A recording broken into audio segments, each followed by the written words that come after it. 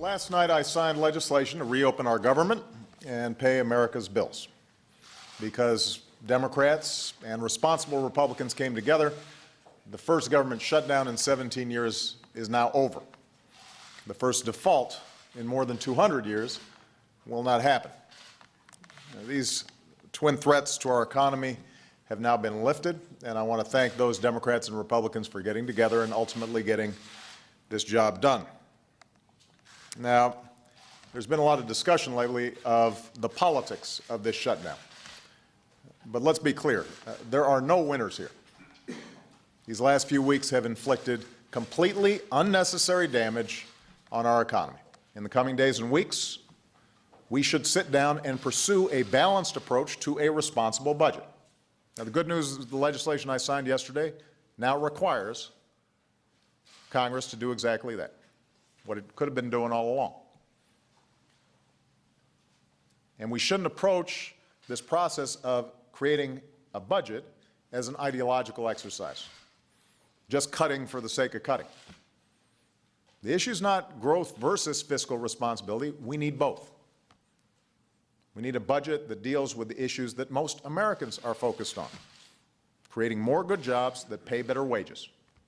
We should finish the job of fixing our broken immigration system.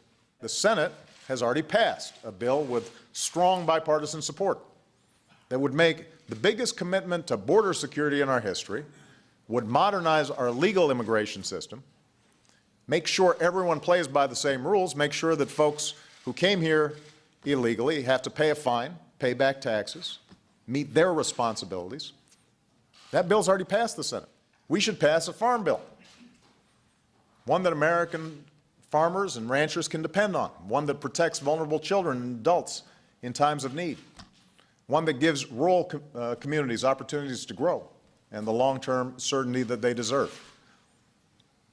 Again, the Senate's already passed a solid bipartisan bill. We shouldn't fail to act on areas that we do agree or could agree just because we don't think it's good politics, just because the extremes in our party don't like the word compromise.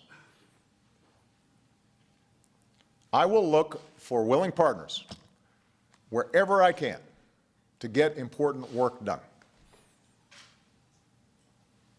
And there's no good reason why we can't govern responsibly, despite our differences, without lurching from manufactured crisis to manufactured crisis.